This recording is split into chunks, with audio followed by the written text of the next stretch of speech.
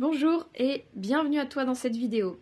Alors aujourd'hui, je continue de te parler de Feng Shui, cet art ancestral qui est pour moi un outil super simple à utiliser, super puissant à utiliser et qui, je trouve, convient bien à nous les femmes parce qu'on va utiliser beaucoup la beauté, l'harmonie, des choses qui en général nous parlent.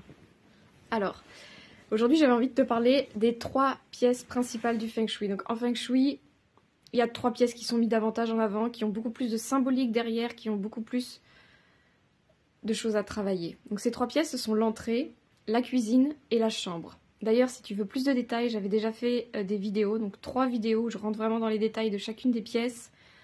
Il y a peut-être 6 mois de ça, donc n'hésite pas à retourner dans le fil d'actualité. Aujourd'hui, je te parle vraiment des 3 pièces globalement et en quoi et pourquoi elles sont importantes. Donc l'entrée, elle est très importante et j'en parle déjà dans la première vidéo que j'ai fait il y a quelques jours parce que l'entrée, c'est la bouche de ta maison. C'est par là que va rentrer toute l'énergie vitale dont tu as besoin dans ta maison. Et cette entrée, il est important de la travailler autant à l'extérieur qu'à l'intérieur. Faire qu'elle soit jolie, qu'elle soit accueillante, qu'elle soit aérée, qu'elle soit propre, qu'elle soit rangée, que l'énergie puisse vraiment rentrer, se diffuser dans toute ta maison et surtout ne pas ressortir. Donc il y a plein de détails que je te donne dans les anciennes vidéos.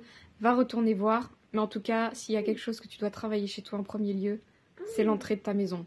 Tu peux d'ailleurs pour commencer juste te mettre à l'extérieur de ta maison, que ce soit une maison ou un appartement, peu importe. Tu te mets à l'extérieur de chez toi et tu rentres comme si c'était la première fois que tu rentrais dans cette maison. Pas comme si c'était ta maison, mais comme si c'était la maison de quelqu'un d'autre. Et regarde les émotions que tu as, regarde les sensations que tu as, regarde comment est ton corps, quels sont les mots qui te viennent quand tu rentres dans cette maison.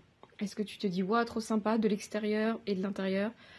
Ouais, bof, voilà, c'est le bordel. Voilà, regarde un peu ce que tu te dis et qu'est-ce que ça t'inspire tout ça.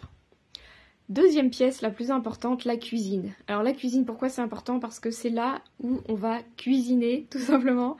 Et la cuisine, c'est la nourriture que l'on ingère, c'est l'eau que l'on boit. Et tout ça, c'est une très grande source pour nous d'énergie vitale. La qualité de l'alimentation, c'est super important. J'en ai déjà parlé quelques fois sur ce groupe.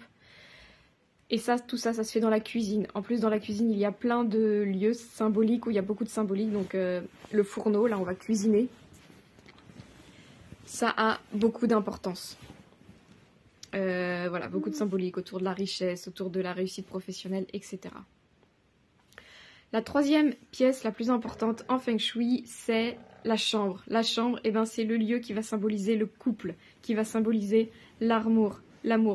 Et donc, on va la travailler, cette pièce, pour qu'elle symbolise et qu'elle soit vraiment un lieu d'amour et de repos. Parce qu'il y a l'amour, mais il y a aussi un lieu de repos. Donc, notre santé derrière. Donc tu peux faire comme pour l'entrée, rentrer dans ta chambre et te dire qu'est-ce que je vois là? Est-ce que c'est beau? Est-ce que ça me donne envie de dormir? Est-ce que ça me donne envie de faire l'amour? Ou est-ce que non, c'est le bordel, c'est dégueulasse, c'est moche, c'est triste, c'est pas entretenu, c'est pas joli, c'est pas romantique? Voilà, va voir qu'est-ce que ça parle. Qu'est-ce que ça te dit ta chambre? Ça peut en général te dire déjà pas mal de choses sur ta santé, sur la façon dont tu dors et que tu arrives à dormir et sur ta vie sentimentale. Voilà pour cette vidéo. Je t'en dis pas plus et je te dis à la prochaine. À très bientôt.